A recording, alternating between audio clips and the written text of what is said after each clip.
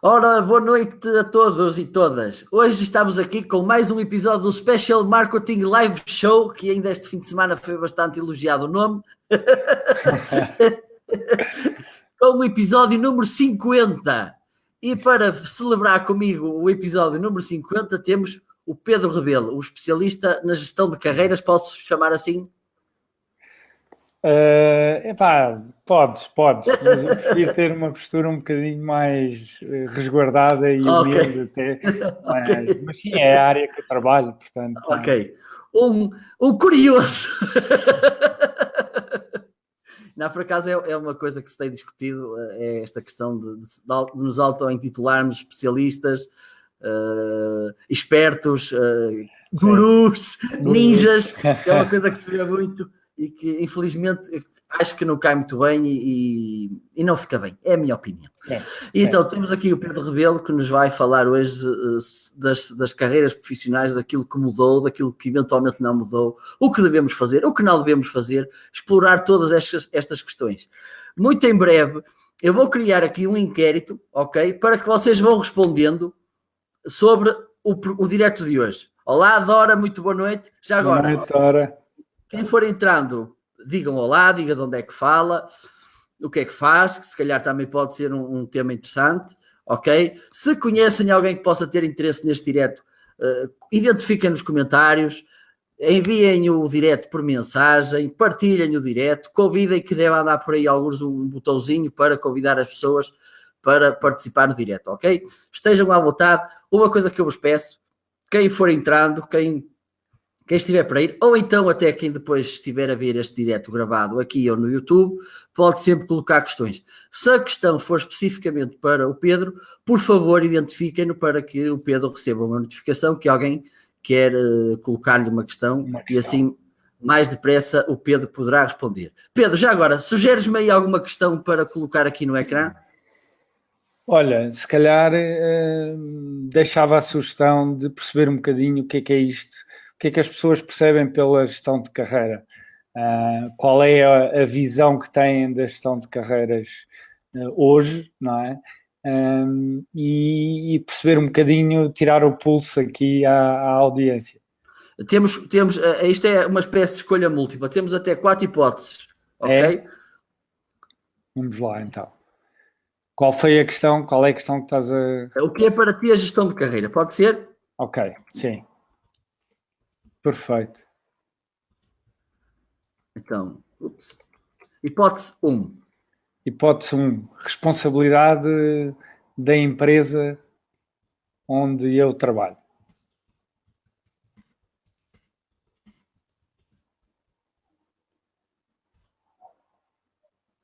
Hipótese 2. Minha própria responsabilidade.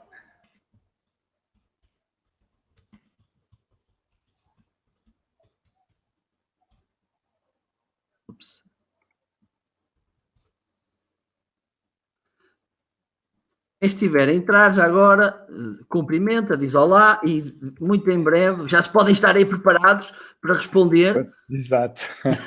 A terceira? A terceira, não sei bem. E a quarta? A quarta, outros, à vontade. Ok. Pronto, então quem for entrando vai encontrar alguns por aí, suponho que estará alguns aí. Olá, Agostinho, muito boa noite. Agostinho. Deve andar por aí no cantinho uma bolinha com uma espécie de um gráfico. Se clicarem aí, vão encontrar este inquérito, ok? E podem responder, por favor. Vamos ver se já alguém respondeu. Ora, vamos cá ver. Neste momento ainda ninguém respondeu, ok? Pronto, temos então aí o inquérito, por favor respondam para nós nos orientarmos quanto àquilo que para vocês é a gestão de carreira, ok? Pronto, vamos então seguir adiante. Boa noite, Pedro, muito obrigado por teres aceitado o meu convite. Obrigado. É um gosto ter-te por aqui e ainda por cima és o meu convidado da edição número 50. Não posso dizer que és o convidado número 50 porque eu já tive muitos. já tive, sim, está bem, uma das é que tive alguns repetidos e outra é que já tive diretos em que tive quase, se não tive já diretos com 10 convidados, não andem muito longe disso. Mas efetivamente é o episódio número 50, é um gosto ter-te por cá.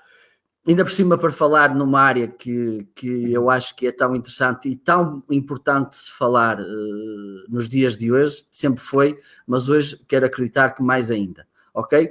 Aquilo que eu te ia pedir, por favor, era que te apresentasses de forma breve para que quem ainda não te conhece fique a conhecer. Já agora, depois no final, o Pedro vai deixar aqui os seus contactos para que vocês o possam acompanhar, porque isto de seguir fica assim um bocado sinistro.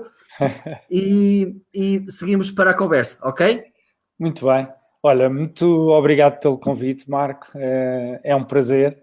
Mais ainda uma responsabilidade de ser este 50º episódio, não é? E tenho sempre muito gosto em poder partilhar, não por ser especialista, mas porque são temas que eu de facto acompanho no dia a dia e acho que são cada vez mais importantes. Bom, apresentar-me, o meu nome é Pedro Rebelo,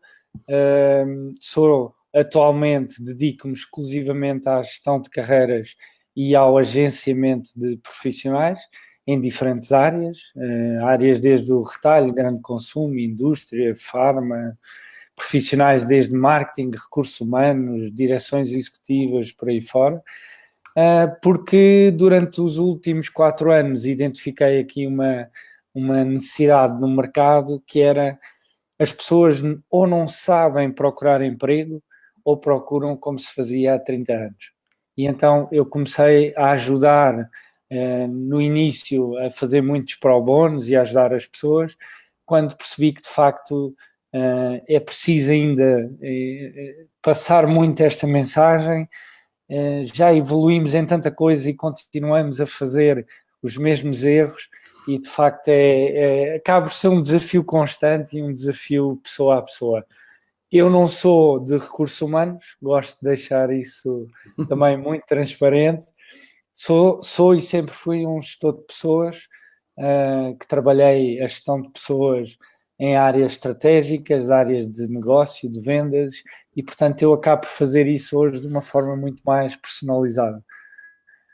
Muito bem. Então, se calhar, já que deste o mote, eu vou-te lançar já a primeira questão, que é: o que é que ainda continuamos a fazer errado? Ou então, pondo de outra forma, o que é que, se calhar, para ti, urge mudar nisto de procurar carreira, começar a sua carreira, ir à procura de um novo desafio e etc. Olha, se calhar eu começava por dizer que o conceito de carreira mudou muito nos últimos anos, não é? Nós estamos acostumados e ouvimos, fomos educados pelos nossos pais, avós. A carreira era entrarmos numa empresa, começávamos no piso 0 e conforme íamos subindo os pisos na organização, íamos sendo bem-sucedidos ou tendo uma carreira de sucesso, não é? Mas, de uma forma geral, entregava-se às organizações a gestão e ou o sucesso das nossas carreiras, não é? Hoje o mundo mudou, os próprios conceitos de gestão evoluíram, temos o digital muito presente nas nossas vidas e, de facto, eu acho que cada vez mais temos que ser nós a conduzir o volante da nossa carreira. E carreira pode ser tanta coisa, não é? Carreira pode ser um conjunto de projetos, pode ser um emprego para a vida, porque ainda existem pessoas que acreditam nesse conceito. Eu pessoalmente acho que a tendência é completamente oposta. Estamos a falar de projetos agora, não é? E cada vez mais se fala nesta tendência e cada vez mais é uma realidade. Mas a definição de carreira no geral mudou muito e eu acho que no particular ainda nem tanto. Muito bem, então e quais são aquelas coisas que nós se calhar devemos começar ou ainda continuamos a fazer, quer na procura de emprego, quer, por exemplo, uma coisa que também é importante e é sempre um problema, é promoção, um aumento, essas coisinhas que são sempre uma dor de cabeça terrível. Olha, eu acho que para já nós procuramos emprego quando temos necessidade, ou seja, aconteceu uma reestruturação, uma transformação na organização e somos obrigados a procurar emprego. uma das frases que eu ouço com maior frequência é eu nunca tive de procurar emprego, o emprego veio sempre ter comigo, não é? E de facto isso é verdade, só que nós, quando nos acomodamos numa organização ou numa empresa, deixamos de nos comportar de forma a que os próximos empregos venham ter connosco. Ou seja, nós adotamos um papel de estamos bem, estamos confortáveis, não precisamos. Depois, quando precisamos, se calhar temos que dar 2, 3 passos atrás, fazer coisas que não estávamos a contar fazer, e confunde-se muito no meio disto tudo o que é um candidato ativo e um candidato passivo, não é? Eu pergunto isto todos os dias e a resposta que eu tenho é, não, eu sou um candidato ativo, eu todos os dias procuro anúncios, envio CVs, candidato-me. Isso não é ser ativo, ok? Um candidato ativo é aquele que tem um comportamento de que está bem no mercado, está a entregar valor à organização onde está e torna-se mais apelativo para quem o quer contratar. Porque aquele candidato que passa o dia a enviar CVs, a enviar e-mails, a vender-se, como eu costumo dizer, é um candidato que naturalmente vai perder valor no mercado. Não sei se estou a ser claro, está toda a gente aqui a seguir o raciocínio. Temos aqui a Dora que fala, deixa-me só interromper um bocadinho. Força. Fala aqui a Dora que há pouco falou na paixão e atenção aos detalhes na gestão de carreira e falou que é verdade, efetivamente, quando estavas a falar desta questão de que muitas vezes ficamos à sombra da bananeira e depois quando o celeiro está a arder é que nós começamos ai. E depois aí temos uma série de outros fatores do ponto de vista até emocional, não é? Que acabam por nos tirar clarividência de como o mercado se posiciona. A Dora falou na atenção aos detalhes na gestão de carreiras. Até o próprio processo de procurar emprego, quanto maior for a atenção ao detalhe do processo, maior é a eficácia do nosso posicionamento. Portanto, eu aqui, quando trabalho a gestão de carreiras, que trabalho do ponto de vista de posicionamento da pessoa no mercado de trabalho, como se tratasse, e sem qualquer pudor em dizê-lo, de um produto ou de um serviço, ok? Nós às vezes temos um bocadinho de pudor de dizer, mas somos pessoas. Hoje nós não somos só pessoas, nós somos um produto, somos um conjunto de serviços e se não comunicamos, se não mostramos a nossa proposta de valor, basicamente o mercado não vai nos conhecer, não vai chegar até nós. Sim, é verdade. Eu se calhar ia antes um pouquinho, e é outra coisa que eu me debruço, penso muitas vezes nisso, inclusivamente já criei alguns conteúdos sobre o tema, e é algo que aconteceu há relativamente pouco tempo, digamos assim, que é isto dos miúdos que entram para a universidade e depois lembram-se de procurar trabalho quando já estão ali, 3, 2, 1 mês antes de terminar o curso ou depois de terminar o curso. E há aqui alguns problemas recorrentes, que é como é que pode ser se eu sou licenciado e pedem pessoas com experiência, como se isto fosse impossível. E outra coisa que eu noto muitas vezes é a falta de preparação, digamos assim, para exercer aquela profissão para a qual eu estudei. E eu dou-te um exemplo que é um exemplo real que aconteceu diante dos meus olhos e eu na altura fiquei chocado, e aliás é um exemplo que uso muitas vezes na minha formação, que era uma miúda, trabalhava imenso, era uma miúda de muita vontade, aquelas miúdas, só que tinham ali uma falta grande, que era, além da falta de visão, que era, voltando a um pouquinho atrás, ela estava no curso de Comércio Internacional, ok? E então ela ia ver todas as ofertas que havia e pediam um inglês. E ela estava muito ofendida por isso. E eu pensei cá com os meus botões. Nunca lhe disse, mas eu conto sempre assim a história, porque é assim que eu penso. Ora bem, tu estás no curso de Comércio Internacional. Comércio Internacional depreende trabalhar com o estrangeiro. A menos que tu só queiras trabalhar com o Brasil, com os PALOP e com Paris, que eu tenho uma grande comunidade portuguesa, tu se calhar vais ter nenhum problema.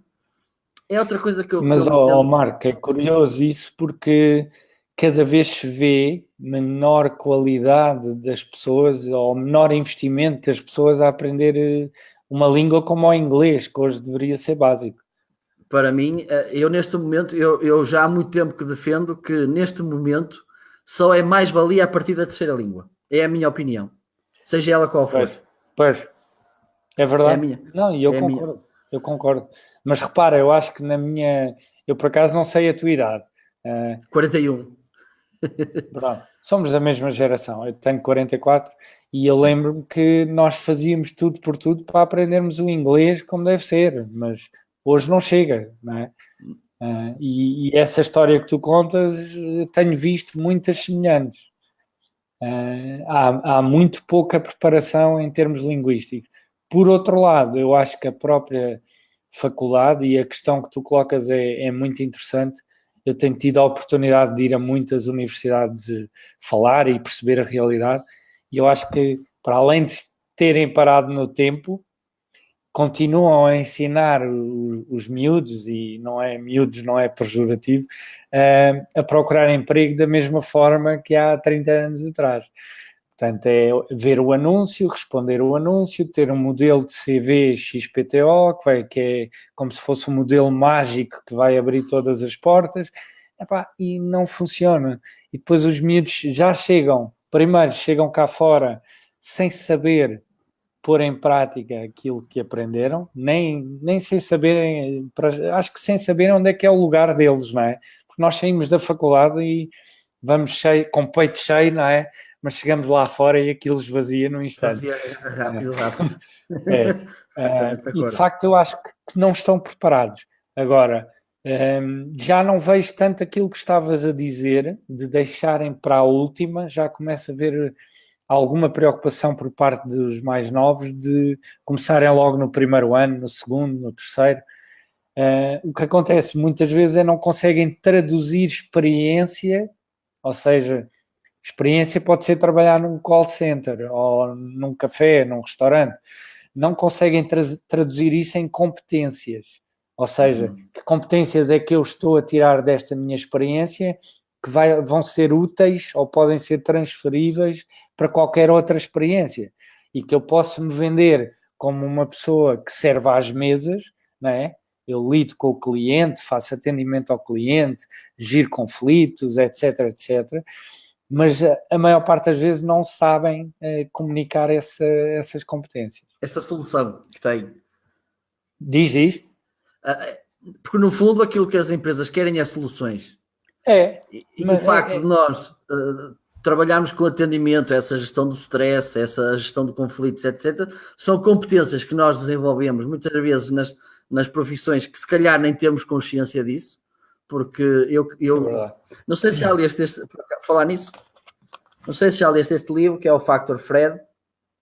Ainda não. É muito interessante, que é precisamente um carteiro que vai muito além daquilo que é ser carteiro. Um carteiro que, por exemplo, alguém ia de férias e dizia assim, olha, vou estar de férias, vais deixar o meu correio em tal sítio, se houver aqui qualquer coisa de urgente, possa resolver. E é um pouco, e pronto, e tenho outros exemplos disto. Não sei se conhece aquela famosa frase do Martin Luther King, mesmo que sejas um varredor de rua, faz por seres o melhor varredor do mundo. Exatamente. e às vezes nós esquecemos um pouco disto, é que numa tarefa que supostamente não requeriria tantas competências técnicas, nós podemos estar a desenvolver aquelas competências humanas que hoje em dia cada vez mais são valorizadas. É verdade. E repara uma coisa, tu vês cada vez mais miúdos, associações, organizações ao longo da faculdade a promoverem eventos. Até a própria organização de um evento precisa de uma série de competências que eles próprios desenvolvem e aprendem, mas que depois não conseguem comunicá-las porque acham que foi organizar um evento, não é nada especial, não é?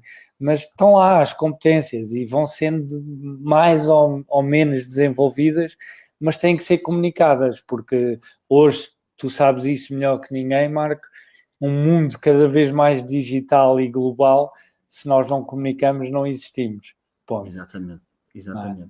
E já agora, já que falaste nisso dos eventos, sobretudo no mundo estudantil, eu felizmente tive a sorte e um pouquinho de audácia, se me permitem a imodéstia, de estar na organização de vários eventos, e ele proporcionou uma coisa que eu acho que é muito importante nos dias de hoje. Não acho, tenho a absoluta certeza que é muito importante nos dias de hoje, também nisto das carreiras, que é a questão do networking, que muitas vezes... Sem dúvida. E, aliás, podemos ver isto em duas dimensões. A importância do networking por si só, e depois outra coisa que as pessoas andam, em minha opinião, a confundir o que é efetivamente o networking.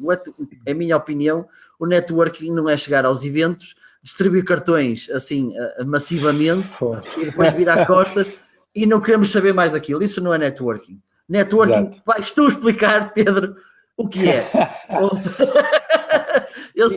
É engraçado, o tema do networking é engraçado porque nós somos seres naturalmente gregários, relacionais e de criar e estimular relações, mas fugimos do networking às vezes, não é? Que é um contrassenso enorme.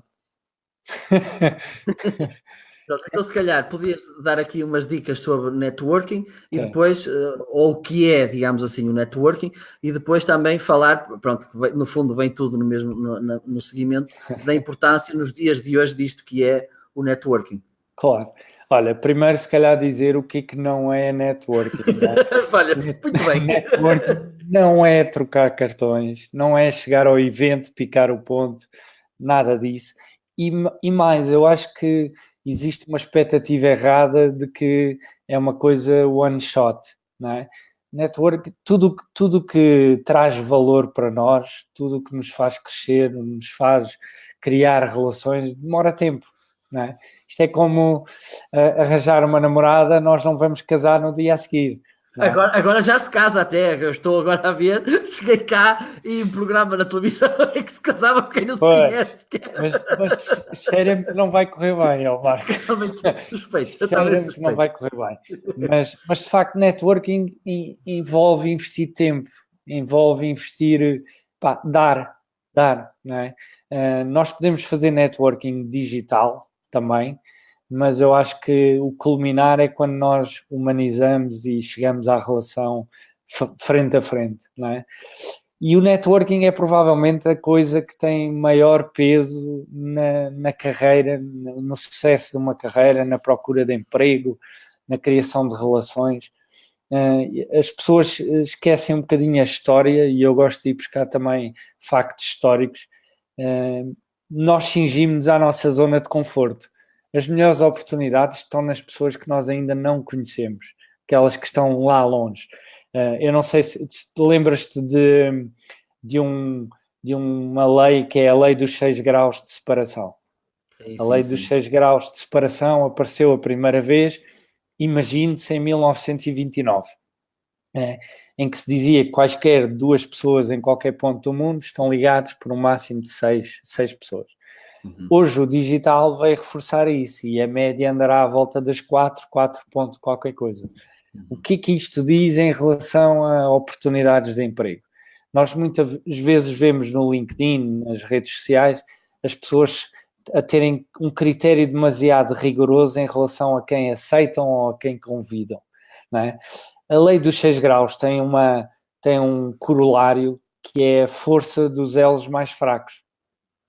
E que basicamente consiste, traduzindo assim em termos mais simples, as melhores oportunidades estão nos amigos dos amigos dos amigos, dos conhecidos dos amigos dos amigos. Estão longe, não estão no nosso meio, que é confortável. Ou seja, os nossos 50 melhores contactos não são onde estão a melhor oportunidade de evolução de carreira. Porque esses 50 melhores contactos ou mais próximos tipicamente vão ter os mesmos interesses que nós, rodeiam-se das mesmas pessoas, e às tantas, a determinada altura, tornou-se um mito a questão do networking. É eventos para tudo, é networking para tudo, mas o networking funciona em todas as áreas da nossa vida. Eu vou dar um exemplo concreto. Eu, em 2007, integrei uma multinacional francesa e 2 anos depois fui fruto de uma reestruturação ibérica e saímos uma série de managers que estávamos na empresa.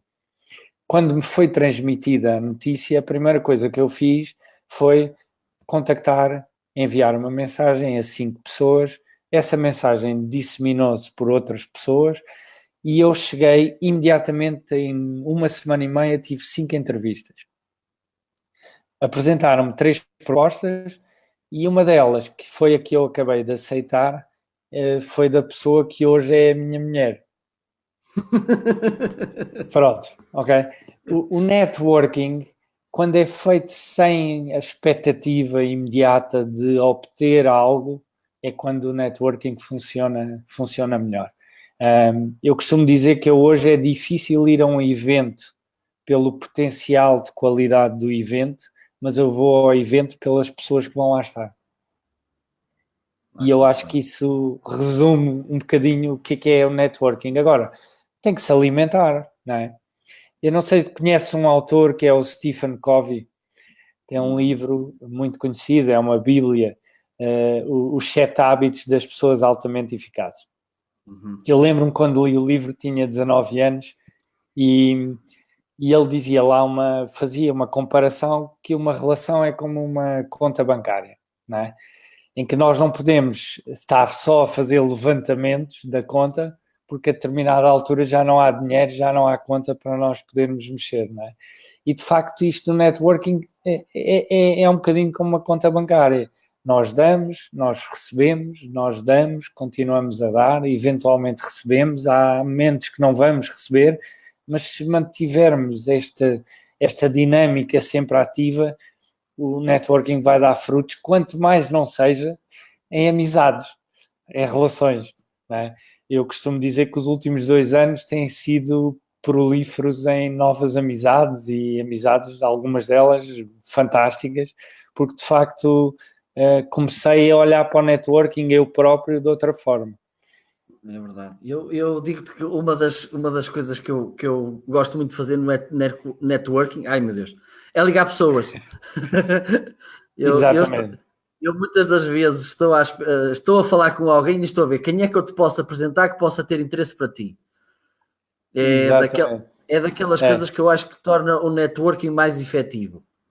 E depois é aquilo que falas e bem, que é a questão do follow-up, que é muitas vezes eu ainda este passado fim de semana estive num evento de marketing digital em Espanha e já estive a contactar aquelas pessoas que conheci, que falei pela primeira vez, ou aquelas que estive presencialmente pela primeira vez com elas, já estive aqui a falar com elas, porque é importante manter este espírito para saber o que é que elas fazem, o que é que marcar já, criar aqui, perceber quando é que nos vamos encontrar outra vez, porque só assim é que eu acho que as coisas podem funcionar. Entretanto, 2 coisas. Votem no inquérito que deve estar alguns por aí, já agora, deixem-me ver se já alguém perdeu a vergonha e votou. Ainda não? Como é que pode ser? Respondam aí ao inquérito, por favor. Ok, estará aí alguns no canto superior direito, suponho eu. Tenho aí uma bolinha com um gráficozinho, por favor, votem aí, ok? Porque senão o Pedro vai chorar e se calhar não quer fazer mais nenhum direito comigo, ok? Nada disso. E agora temos aqui há mais uns comentários. Dora está bastante ativa. Obrigado, Dora, pela participação. É sempre bom ver que... E esta questão da felicidade, a felicidade prende-se com o sucesso. Às vezes perguntam-me, mas o que é o sucesso? Boa pergunta. Respondo: o sucesso é mesmo serve, suponho eu, para felizes no que trabalhamos, temos que fazer com muita paixão. Ok, muito bem, já vamos dar seguimento a esta questão que foi levantada. Eu sou uma delas. O projeto que vou abraçar foi através de pessoas que não têm o mesmo interesse que o meu. Isto é absolutamente verdade, como tu disseste há pouco. As outras pessoas, aquelas que estão mais próximas, têm coisas tão próximas de nós que efetivamente não nos podem, infelizmente, ajudar muito. Por muito boa vontade que tenham, às vezes. Exatamente. O círculo é tão semelhante ao nosso que é difícil gerar oportunidades ali no meio. E diz aqui a Dora: não conhecia o Marco Novo, mas amanhã já vou pedir conexão. Ok, Dora, quando quiseres, estás à vontade. Ora bem, Se calhar podemos também pegar nesta questão que a Dora levantou, que é esta famosa questão do que é o sucesso, do que é o êxito. O que te parece, Pedro? Isso é $1 million question. Sabes que eu acho que nós nos preocupamos durante muito tempo que o sucesso ou o êxito era um destino final, não é? E não é. Bem ou mal, acabamos por chegar lá e perceber que a viagem em si é que vai ter sucessos e insucessos, vai ter pontos positivos e negativos. Mas nós fomos até, de certa forma, formatados a interpretar o sucesso como um destino final, não é? É como entrares no... Eu vou falar de metro, porque eu costumo andar muito de metro, e sabes qual é a tua paragem, sais e está tudo impecável, saíste na paragem, está feito, tens sucesso, mas não é, é um never-ending journey, não é? E quanto mais cedo aceitarmos isso, se calhar menos frustrados nos sentimos com algumas coisas que nos vão acontecendo ao longo do caminho, não é? E agora vamos fazer aqui, vamos materializar um pouco a coisa e concretizar, chamemos-lhe assim, Vamos embora. Com o tema da conversa, que é, voltando um pouquinho atrás também, há 10, 20 anos, ainda hoje muita gente pensa assim, que o sucesso é ter um carrão, ter uma posição de C, sim. Ok?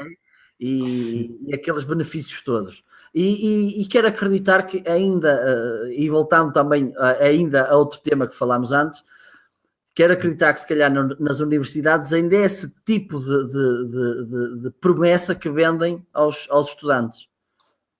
Ok? Pois. E se calhar estamos aqui ainda a alimentar este paradigma de sucesso e de êxito, chamemos assim, quando efetivamente nada tem a ver com a realidade. Mas sabes que por muito que ainda se venda esse conceito dessa forma nas universidades, nós hoje olhamos para os millennials e as gerações mais novas e percebemos que eles não querem nem saber do que lhes dizem. Porque, repara, eu posso dar o meu exemplo, eu costumo dizer que sou um millennial de coração e hoje espírito. Cada vez mais de espírito também. Eu tive pais que tiveram sempre ausentes, porque trabalhavam horas e horas a fio. O meu pai trabalhava em países, daqueles países, eu habituei-me a ir passar férias ao Iraque, em plena guerra Irão-Iraque, à Líbia, à Arábia Saudita. Portanto, era uma vida que nunca em plena saúde física, mental, eu iria querer para filhos meus, não é? Portanto, eu acho que o comportamento dos millennials, destas gerações mais novas, advém muito daquilo que viram em casa, do exemplo que tiveram, da ausência que muitos pais não tinham outra hipótese, não é? Tínhamos que trabalhar horas e horas a fio para poder fazer face às despesas, à casa, o próprio conceito, hoje ninguém quer casa, não é?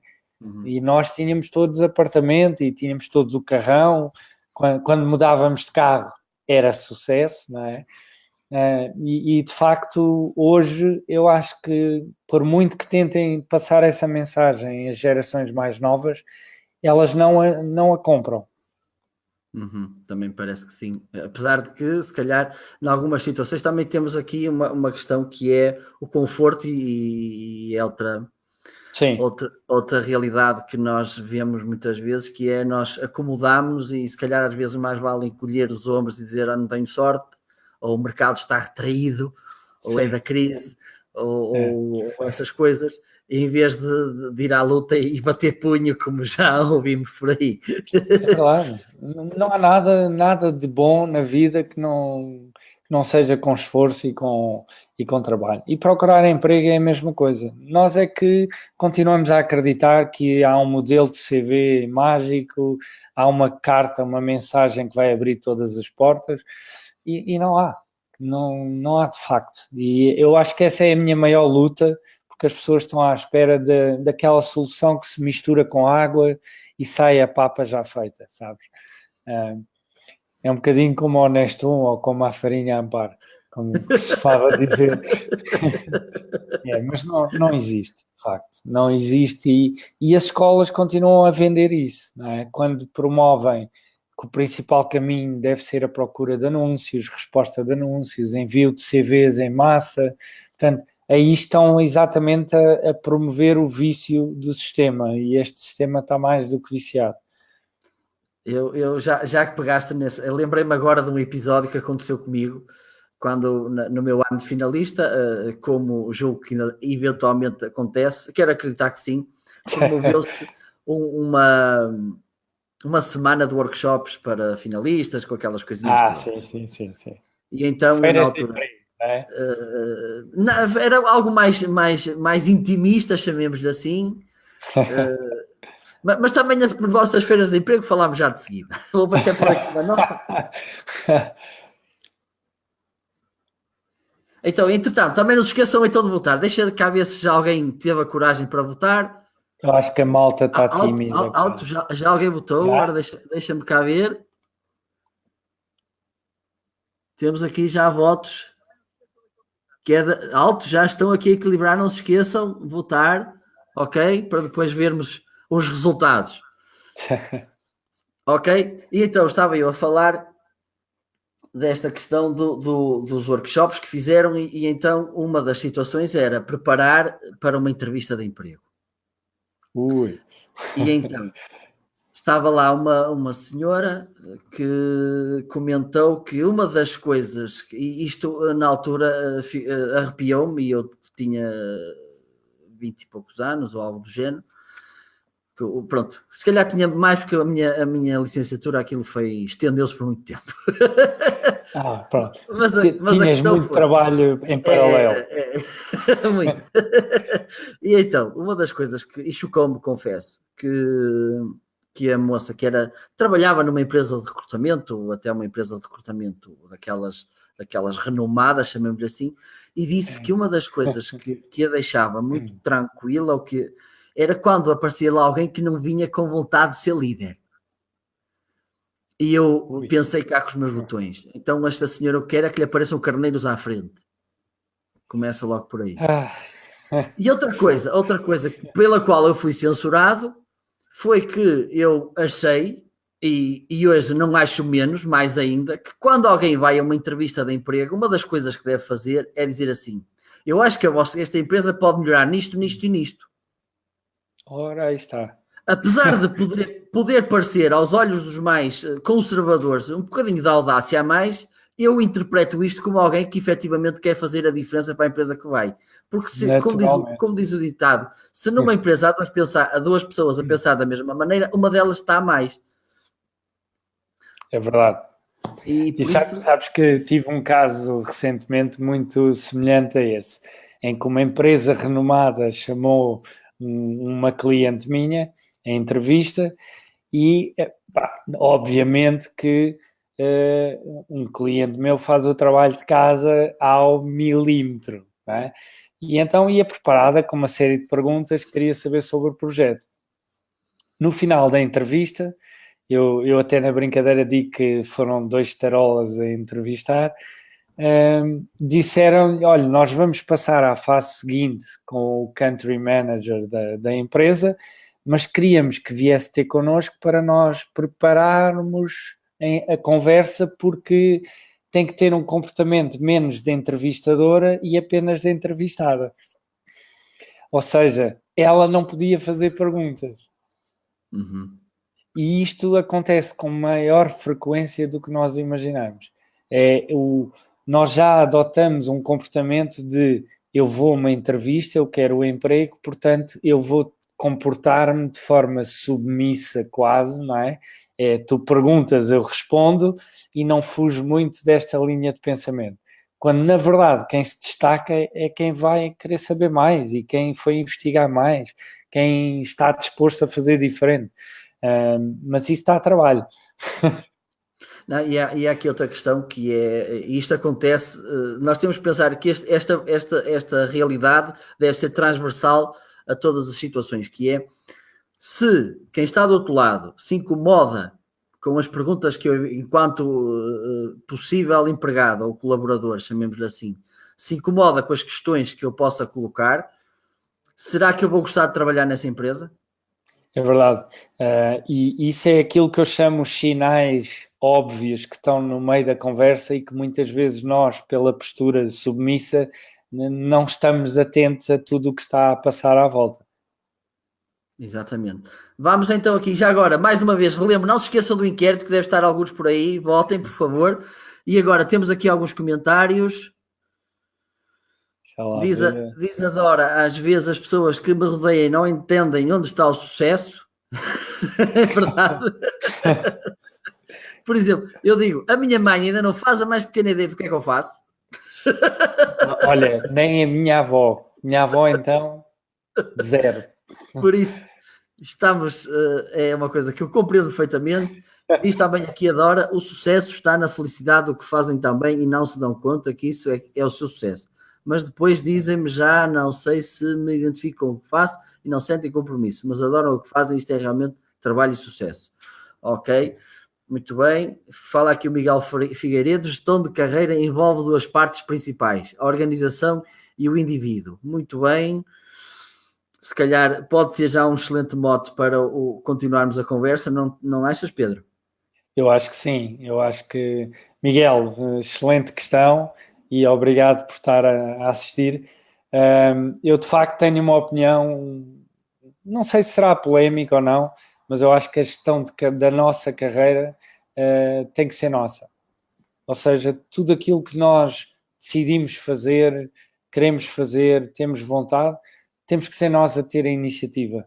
Até mesmo se estivermos numa organização que de facto promova e defenda a evolução dos seus colaboradores em termos de carreira, seja lateral, seja para cima, whatever, se nós não tomarmos a iniciativa, se calhar muitos outros passam à frente e conseguem oportunidades muito antes de nós próprios. Portanto, eu acho que a iniciativa tem que partir sempre de nós e não esperarmos que seja a organização a ter a iniciativa. Já agora, lanço o desafio de dar a opinião em relação a isto, não é? Que isto é... Exatamente. Isto é uma conversa aberta. Isto é uma conversa, exato. Por favor, estejam sempre aí em comentário, mas efetivamente aquilo que o Miguel Figueiredo falou, e obrigado, Miguel, por comentar, e é outra coisa que certamente terás mais chega a dar, que é esta questão das empresas e até aquela famosa frase, julgo eu, do Zig Ziglar, que é pior que uma empresa dar formação a colaborador seu e ele ir embora é não dar e ele ficar. E é este medo que as organizações têm de estar a promover, digamos assim, a melhorar, a dar condições aos seus colaboradores para que eles se tornem mais competentes, mais capazes para desenvolver as suas competências e o seu trabalho, e não o fazerem com medo de, não, porque ele vai-se embora e tal, e depois vamos ficar sem ele. Eu acredito que as coisas são perfeitamente ao contrário, que é quão melhores condições nós damos aos nossos colaboradores, mas eles sentem à vontade, com vontade, digamos assim, de ficar a trabalhar connosco. Eventualmente que dentro deste cenário há um ou outro que irá sair, isto ninguém está onde quer que seja ad eterno, mas há aqui outra realidade que eu acho que se deve pensar e às vezes somos um bocadinho curtos da vista, que é, se nós somos vistos como uma empresa que valoriza o seu potencial humano, certamente será uma excelente fonte de atração de mais talento, e é algo que devemos pensar. Naturalmente. Aliás, eu acho que o marketing hoje começa a ter um papel cada vez mais relevante e vai tê-lo na questão da atração do talento, porque verdadeiras estratégias de marketing para atrair talento não vão vir dos recursos humanos única e exclusivamente. E eu acho que aqui vai-se começar a ver. Eu acho que também tens a questão que falaste e eu acho que é importante, que é da retenção. Há uma preocupação tão grande de reter talento que muitas vezes fazemos ou a mais ou de menos coisas para que o talento fique, mas a quantidade de presentismo que temos hoje nas organizações, pessoas que estão cómodas, não fazem mais, a tal questão do o faxineiro, que se és faxineiro, podes ser o melhor faxineiro do mundo, não é? O melhor varredor de ruas do mundo. As pessoas não estão para isso e depois também não dão mais à organização. E estão lá a fazer corpo presente.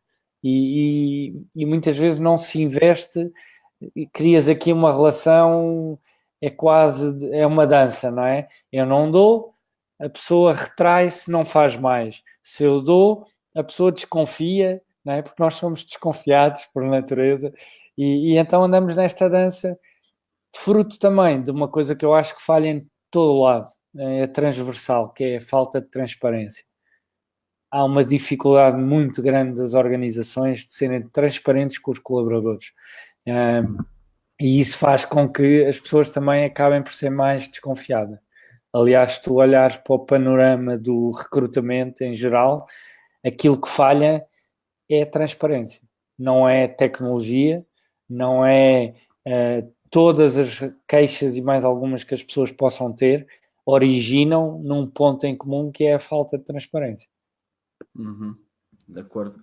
Diz aqui, adora, grande questão, deixa-me esconder aqui isto para ficar mais em baixo, grande questão, as empresas pensam que o talento de trabalho vão ficar para sempre, só promovem as pessoas no final quando já estamos de saída e já não há volta a dar. Pois. E repara, isso é quase estúpido, não é? Uma organização que já não tem por onde agarrar. Sim. Não é? Mas faz-se muito em Portugal isso. Eu acho que a preocupação com a retenção devia ser menor, por um lado, porque se a empresa der as condições aos seus colaboradores, os que ficam porque gostam de lá estar.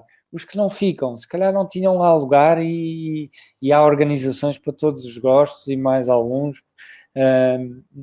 Preocupamos demasiado com a fase final do processo e depois não acaba por ser um balão a esvaziar-se rapidamente.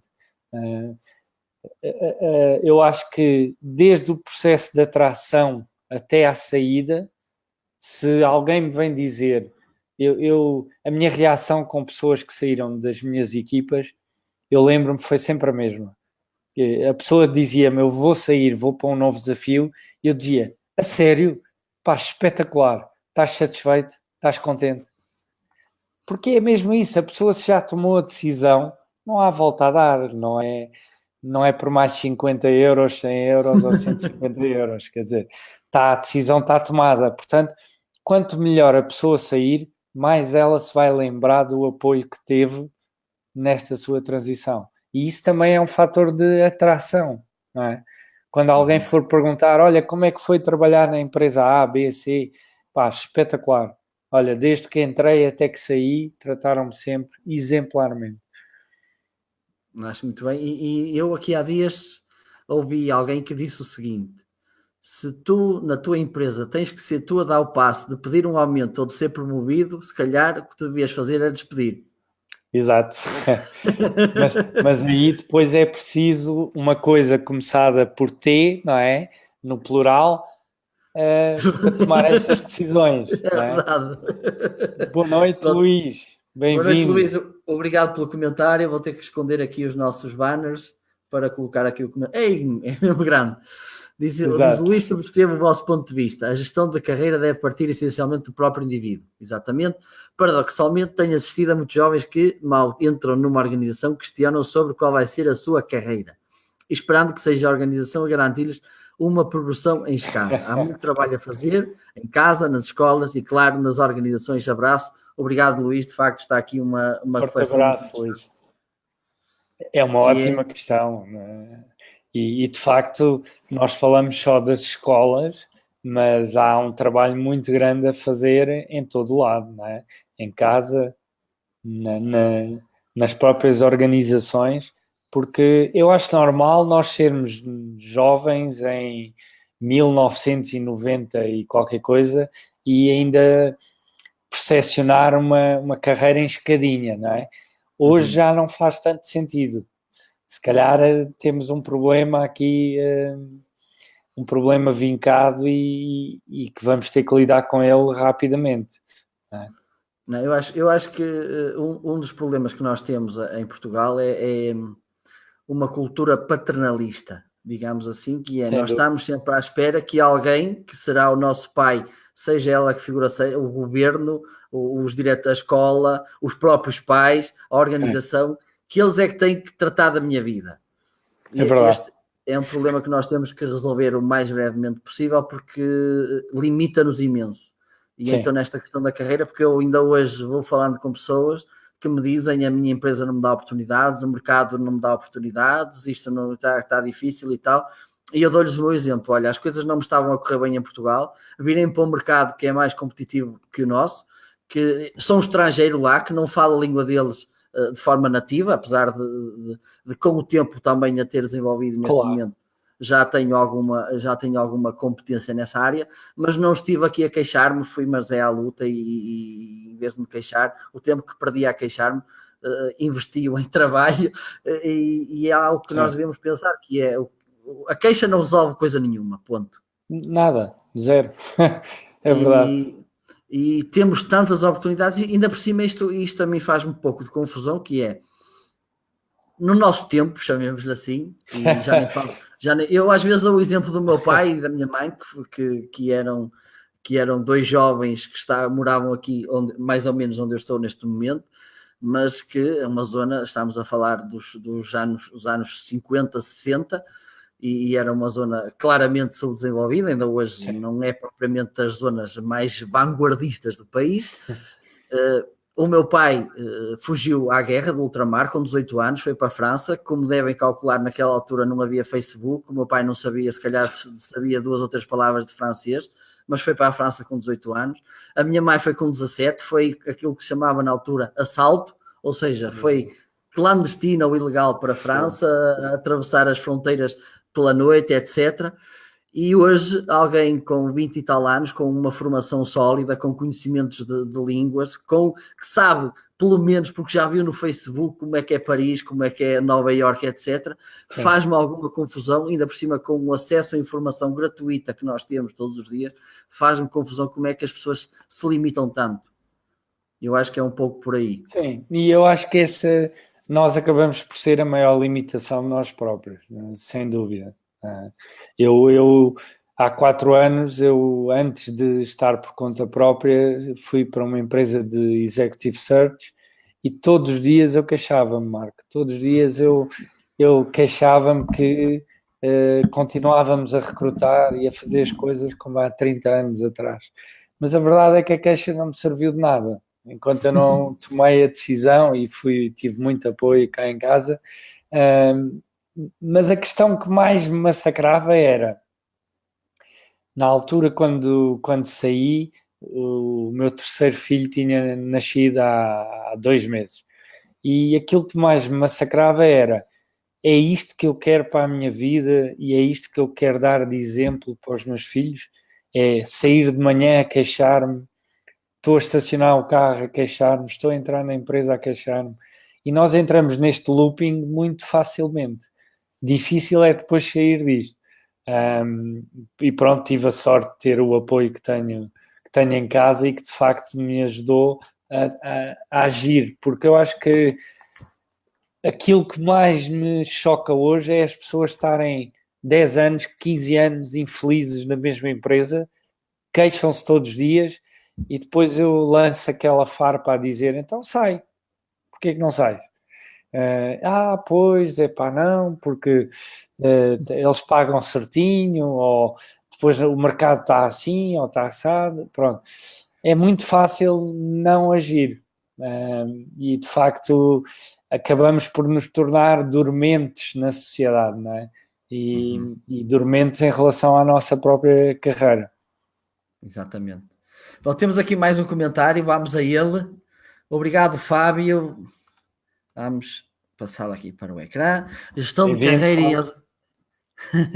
e as organizações, e como algo do género, não se faz omeletes sem ovos. Ou seja, para uma organização obter resultados e progredir, também tem de colaborar com os seus profissionais, cultivando o espírito de equipa, a formação contínua e a motivação dos mesmos. Sim, senhor, também me parece que é outra coisa que, bom, já falámos um pouco em relação a isto há um bocadinho, que é, acho que ainda não há algum medo, alguma desconfiança, que é algo que também é muito típico em nós portugueses, que somos extremamente desconfiados. Sim. Se calhar decorre daquilo que tu falaste há pouco, que é da falta de transparência, e nota-se que, pronto, este investimento ainda não é feito. A bem da verdade, já há organizações que o fazem e fazem-no muito bem. No mercado português, eu acho que temos que contextualizar, nós temos maioritariamente micro e pequenas empresas, não é? Nem vamos às médias ainda, mas já muitas grandes multinacionais estão a fazer este tipo de trabalho, este tipo de investimento. Mas a realidade de microempresas e pequenas empresas é muito difícil vermos isto. E aí o facto, o ADN do Tuga, né, acaba muitas vezes por prevalecer e vir ao de cima. Mas já há muito bons exemplos em Portugal de empresas a trabalhar estas questões lindamente, lindamente mesmo. Muito bem, vamos só aqui dar mais uma olhadinha ao nosso inquérito, a ver se ainda temos 5 votos, julgo eu. Um voto está na responsabilidade da empresa e o outro a minha própria responsabilidade. Por favor, votem, vamos arrebentar com as eleições, vamos fazer das eleições do Brasil uma brincadeira para meninos comparado com este inquérito. Vejam por aí, deve estar alguns no canto superior direito ou esquerdo, não sei muito bem, aí uma bolinha com um gráfico. Por favor, votem aí para vermos o que é que vocês opinam a respeito do tema. Outra coisa que nós falámos, Pedro, é sobre o CV e ainda há muita gente que baseia a sua procura de emprego no CV. Eu quero acreditar que um dos motivos por que nós fazemos isso é precisamente aquela, em minha opinião, a falta de visão a médio, longo prazo, de perceber que as coisas podem mudar. E outra coisa que eu vejo como uma das razões é que nós enviamos o CV e temos ali aquela sensação, já fiz a minha parte. É. Isso eu confesso que me dói na alma, ok? Que é, eu recebo, para tu teres uma ideia, eu recebo à volta de 600 mensagens por semana no LinkedIn, só. E que tipicamente é alguém que convida, eu aceito, envia-me uma mensagem, um testamento com o CV no fim. E depois ficam à espera, que é o tal comportamento passivo. Eu envio o CV e já fiz a minha parte, o cérebro está-me a dizer dever cumprido, não é? Já respondi a 3 anúncios, já enviei 3 CVs e não fazemos nada, absolutamente nada. Passam 2, 3, 4, 5, 6 semanas e resolvemos, olha, deixa lá ligar a ver ou voltar a enviar um e-mail. Mas o comportamento é o mesmo. Não há aquilo que no marketing e nas vendas faz-se muito, que é um call to action. Que é logo quando enviamos ou fazemos o contacto, estamos a dizer, um exemplo, olha, entrarei em contacto daqui por 2 dias para trocarmos algumas ideias, não é? As pessoas depois, quando ligam, são bloqueadas por comportamentos que elas próprias geraram. Imagina, envias um CV para uma posição e decides contactar o decisor. Atendem-te de telefone e dizem-te com quem é que queria falar. E tu dizes, olha, eu gostava de falar com o Dr. Pedro Rebelo, e a assistente diz-te qual é o assunto. Eu enviei um CV há 2 semanas, não tive resposta. Aí acabou. A assistente vai-te logo dizer, desculpa, o doutor está em reunião. Não é? É logo a gatekeeper, não é? A guardiã do portão ali do doutor ou da doutora. Se tu tiveres um call to action no primeiro contacto e tu contactas depois telefonicamente e quando te pergunta qual é o assunto, olha, eu enviei um e-mail e ficámos de conversar hoje para trocar algumas ideias sobre o tema. Dificilmente tu não passas. Eu acho que somos pouco criativos nisto, de cingimos-nos às mesmas formas de procurar emprego, que é enviar um CV, ficar à espera, responder a um anúncio, ficar à espera. E o pior é quando isto se torna em 50 CVs, 100 CVs, e para te dar um exemplo real, 900 CVs num ano. Eu já conheci pessoas que enviaram 900 CVs num ano e tiveram 12 respostas negativas. Portanto, estás a ver a proporção que é. Mas aquelas 900 vezes, de certeza, que o cérebro dizia dever cumprido, não é? Até que a pessoa desiste. Mas a maior parte dos casos é por meia-culpa. Nós não estamos a alterar nada na forma como estamos a fazer. Eu acho que se calhar, não acho não, tenho a certeza que uma das coisas e vai muito de encontro àquilo que tu falaste no follow-up que se deve fazer, quer ser um pouco desavergonhado, é mesmo assim. É desbocado. É, porque eu vejo por mim, com esta brincadeira dos meus diretos, como deves imaginar, quando já fiz 50, eu já convidei um monte de gente. Sim. Pessoas que há 2 anos eu nem conhecia e depois quando as conheci, conhecia já num patamar muito acima do meu. Pois. No entanto, não me coibi nem pouco mais ou menos de os convidar. O que é certo é que até ao momento poucas foram aquelas que me disseram não. E partilha aqui com o público que nós ainda não tivemos a oportunidade de nos conhecer pessoalmente. Exatamente. Há pouco tempo tu estiveste por aqui, infelizmente eu só soube depois, mas é esta realidade que eu acho que é muito importante nós termos consciência. Nós nos dias de hoje estamos muito perto das pessoas, do ponto de vista digital, é relativamente fácil lá chegar. Sim. Agora, também temos que pensar numa coisa, é que se é fácil para nós, também é fácil para os outros. Exatamente. Isto é muito... Agora, aquilo que nós temos que pensar é que temos que arranjar aqui uma maneira audaciosa de chegar às pessoas. Outra das coisas que eu fiz, e também fez parte da minha estratégia, é ter aqui algumas referências, algumas, chamemos-lhe pedras de referência, às quais nós nos devemos agarrar, digamos assim, de maneira a poder chegar à pedra seguinte. Exemplificando. Um dos meus primeiros convidados foi o Cláudio Inácio, que é, como eu estive a falar há pouco com o Pedro, é uma das principais referências do marketing digital em Espanha. Conheci-o há relativamente mais ou menos 2 anos e desde aí para cá temos mantido contacto. Tem sido uma excelente, alguém que me ajudou muito e já posso dizer que tem sido um grande amigo comigo e uma das coisas que eu percebi é que eventualmente ele poderia ser um elo importante para eu me destacar. Porquê? A partir do momento que havia aquela proximidade, inclusivamente ele é português e tal, eu convidei-o e ele aceitou e eu supunha que ele e se recusasse, paciência, como é evidente. Exato. Mas a partir do momento que nós temos alguém de uma dimensão dele, de um profissional da dimensão dele, que aceita fazer um direto comigo, eu sei que vai ser mais difícil para os outros dizer que não. Pois, é verdade, é verdade. É isto, e também é um pouco assim que nós temos que pensar quando nós andamos em busca de um trabalho ou de uma oportunidade melhor ou algo do género. Nós temos que perceber, e uma coisa que eu já pensava nela, mas ainda não tinha dado o nome, que é a intencionalidade. Que é, eu vou dar este passo porque sei que este passo me vai ajudar para dar aquele. Vou dar o seguinte porque sei que me vai... E às vezes nós fazemos as coisas um pouco a bolso ou de forma inocente, chamemos assim, e não lhe damos... Com pouca intencionalidade, como tu dizes, e de facto concordo 100%. Aliás, tu vês isso no mercado de emprego, não é? A maior parte, se tu fores analisar, um dos hobbies que tenho durante o dia é analisar padrões de anúncios de emprego e das respostas aos anúncios, ou seja, que tipo de perfis respondem àqueles anúncios. Pronto.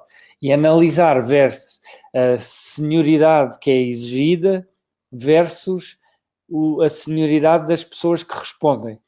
Pronto. E é curioso que se identificam alguns padrões, nomeadamente quem já está há mais tempo à procura de emprego já não tem critério, já só quer encontrar um emprego para reentrar no mercado. Portanto, já não o faz com critério nem com intencionalidade. Já está a responder a anúncios que são 2, 3, 4 passos atrás só para entrar. E então vai perdendo ao longo do tempo, consoante a frustração, a ansiedade, por aí fora, vão aumentando, vai perdendo intencionalidade, que muitas vezes nem no início tinham. Não é? E outra coisa que eu acredito que acontece é que as pessoas, mesmo que eventualmente entrem nesses empregos que não são, digamos assim, aqueles que almejavam, no tempo que eventualmente podem ter livre depois disso, não continuam a trabalhar a rede, não continuam a trabalhar, digamos assim, paralelamente para chegar aonde efetivamente queriam, porque às vezes Sim. o facto de nós não termos trabalho pode nos limitar um pouco, pronto, podemos ficar ali um pouco assim tolhidos, chamemos-lhe assim, claro. E não, mas depois, a partir do momento que nós já temos ali qualquer coisa que nos sustente, convém pensarmos, e isto às vezes meia hora por dia será suficiente, ou nem sequer, para nós continuarmos a trabalhar a rede, continuarmos a trabalhar de maneira que aquele que nós efetivamente queremos chegue um dia. É verdade, e eu acho que isso é uma coisa que é muito notória nas redes sociais. É fácil identificar alguém que procura emprego, porque a forma como faz continua a ser muito primitiva, muito básica. E espero com isto picar também quem nos ouve, porque para estimular aqui a discussão. Porque continuamos a fazê-lo da mesma forma. Eu já o fiz há vários anos e hoje percebo que, de facto, quanto mais o fazemos, mais alimentamos aquilo que normalmente ouvimos queixas, que é, sei lá, é fácil ir ao LinkedIn e ver uma publicação a falar mal de recursos humanos ou de recrutadores e a ter um engagement muito grande, interações, muitos likes, muitos comentários. Mas no fim do dia, a pergunta que eu deixo também é aquela pessoa que fez aquele post, aquela publicação, aquilo vai de encontro à intencionalidade dela em relação ao mercado, o que ela procura, os seus objetivos, aquilo vai ajudá-la ou vai prejudicá-la? Não é? As pessoas muitas vezes, quando não conseguem ganhar consistência na procura de emprego, que eu acho que é fundamental, é ter uma identidade clara para o mercado, ganhar consistência na forma como comunica essa identidade, muitas vezes fogem para os temas que eu chamo de temas fáceis e que geram muito burburinho e muito zum-zum.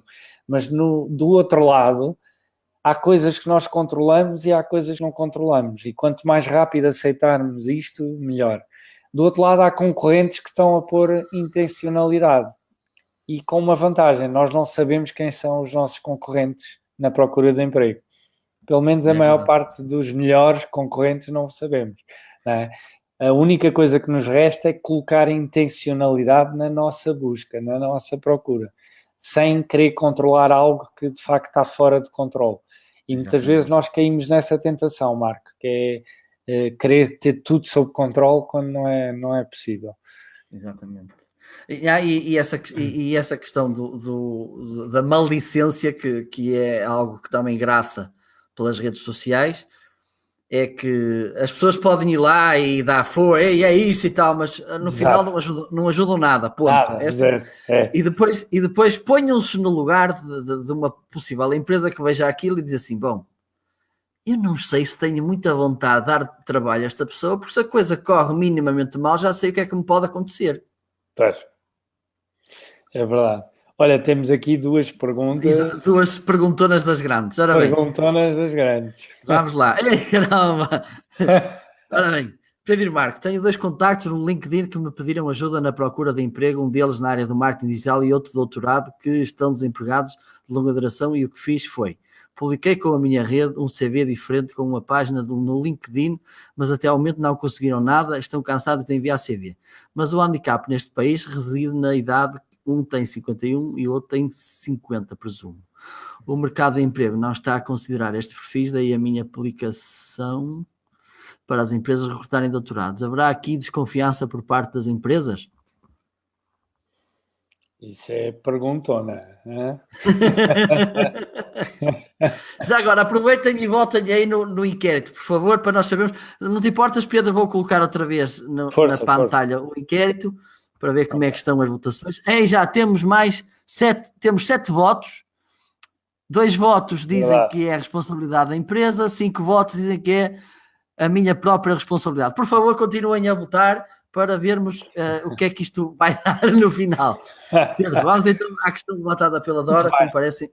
Olha, isto é uma questão que está na ordem do dia há alguns anos e vai continuar, porque eu acho que caímos aqui num mito que as pessoas mais velhas que estão a sair de algumas empresas não têm mais lugar.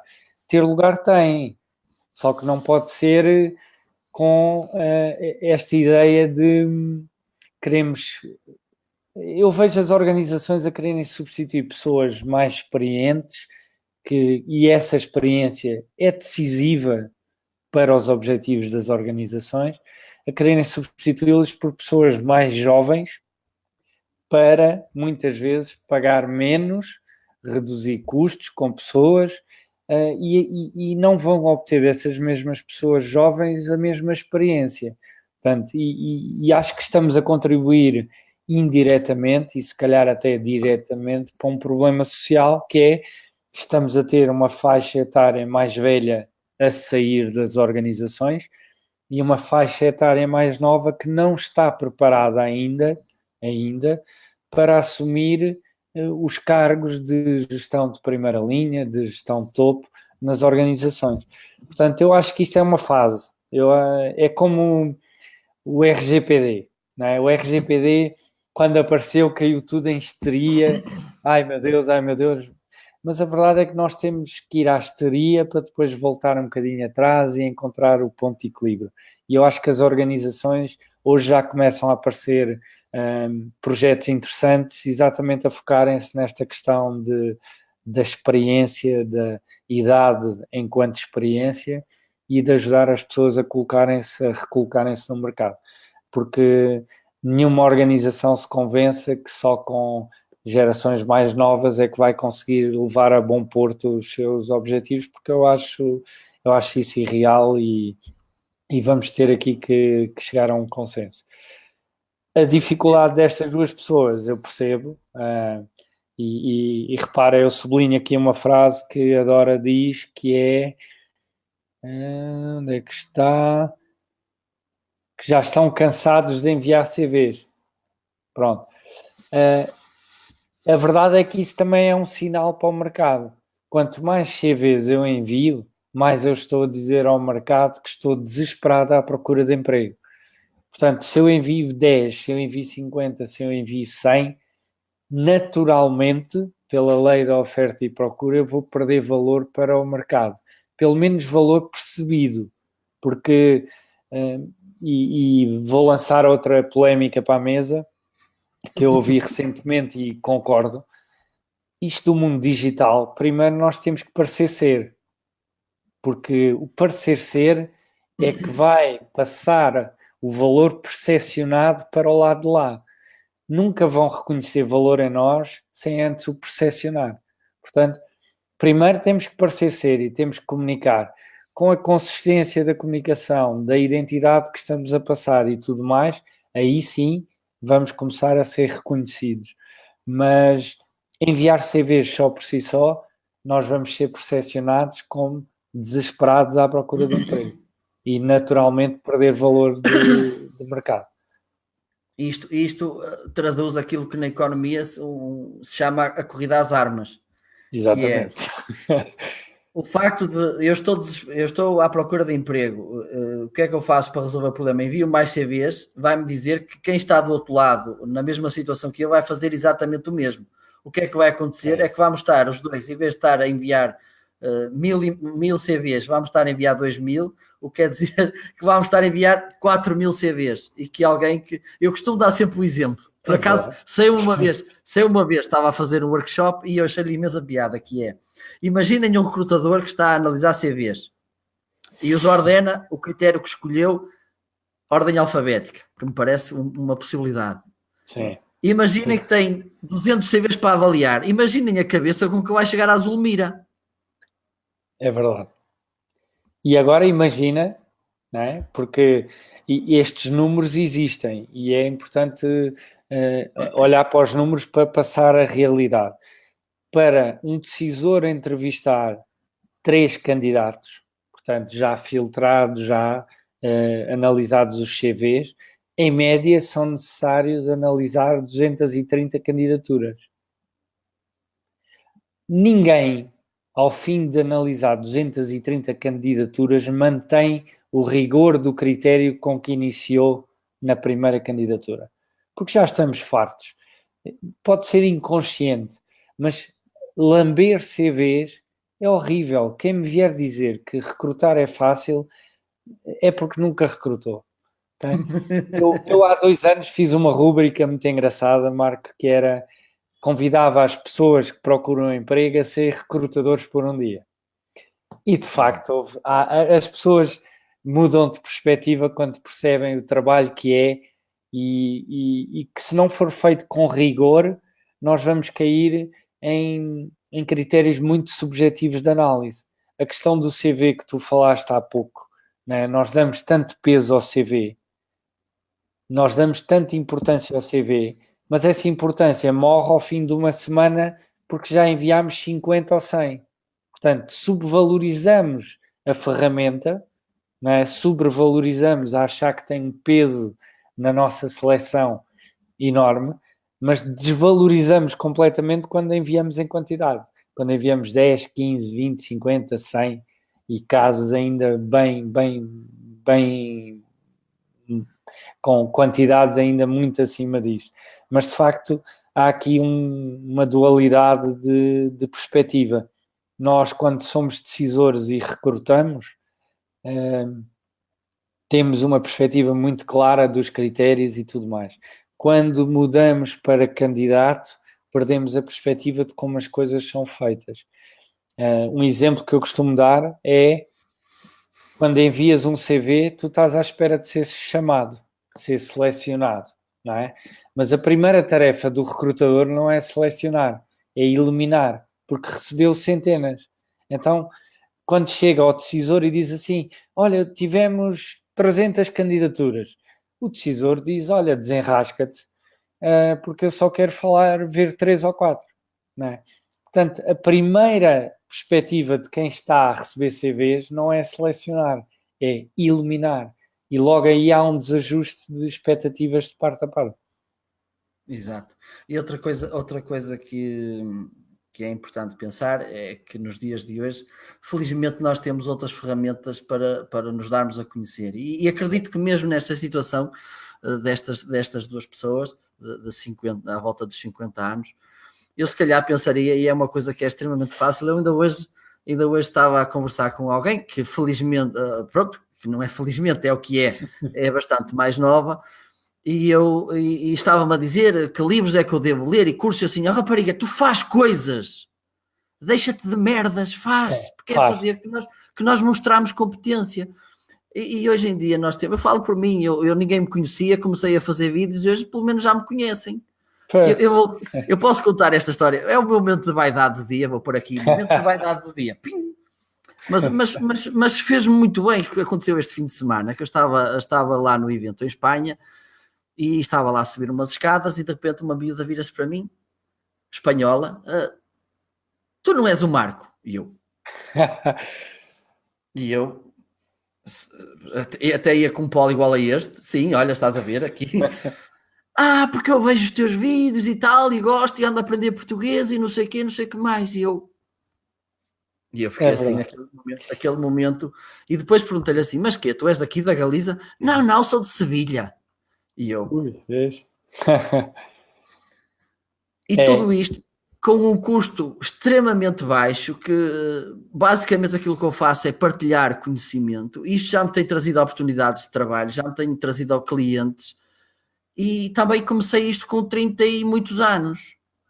Eu acho que com as ferramentas que nós temos hoje ao dispor, inclusivamente há muita gente que vive só o facto de ser bloggers já garante sustento às pessoas, mas se efetivamente nós somos bons, fazemos coisas com qualidade, temos bloggers, temos vídeo, temos imensas ferramentas, muitas delas gratuitas, que nós podemos utilizá-las em nosso favor, mostrar competência, mostrar conhecimento, que eu acho que nos dias de hoje não faz muito sentido por um lado, deitarmos a toalha ao chão e dizermos eu não tenho mais competência, Sim. e também restringirmos aquilo que nós fazemos a CV, CV, CV.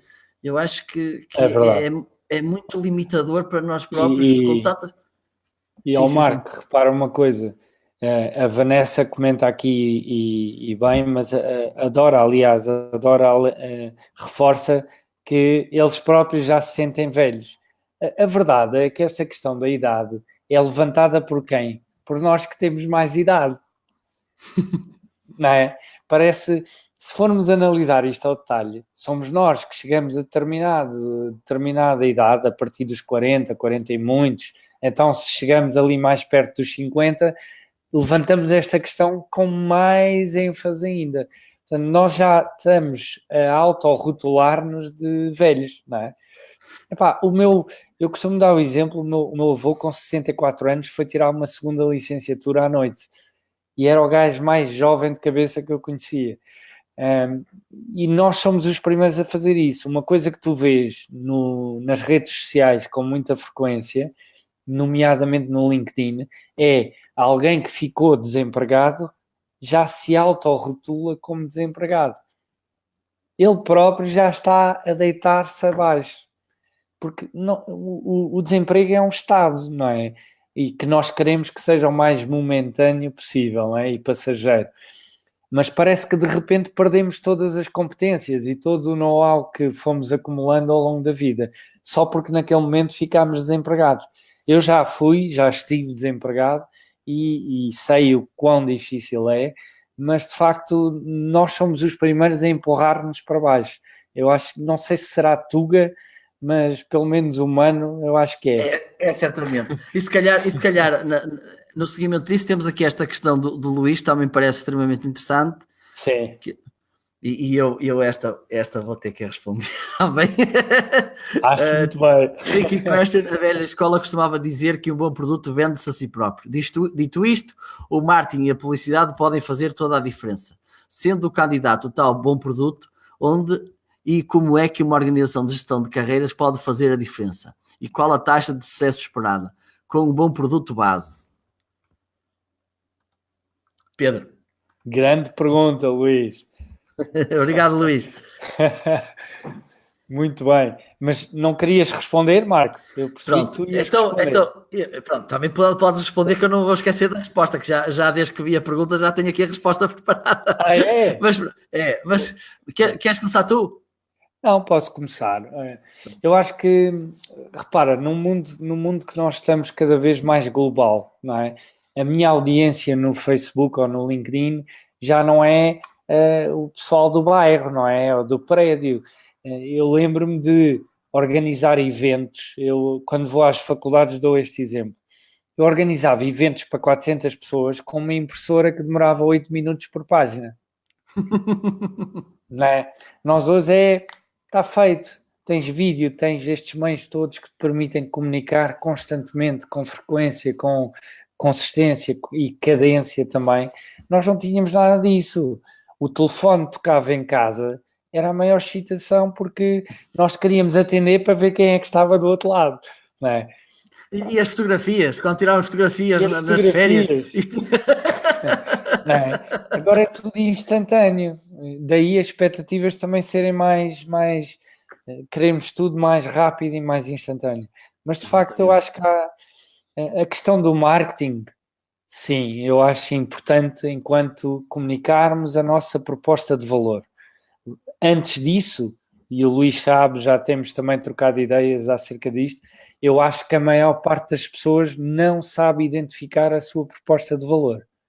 Tem uma grande dificuldade em fazê-lo. E quanto mais dificuldade tem, mais dificuldade vai ter em comunicar essa proposta de valor. Porque tipicamente a pessoa acha que marketing é eu estou à procura de emprego, tenho um perfil assim e tenho estas competências, dê-me o emprego. Não é?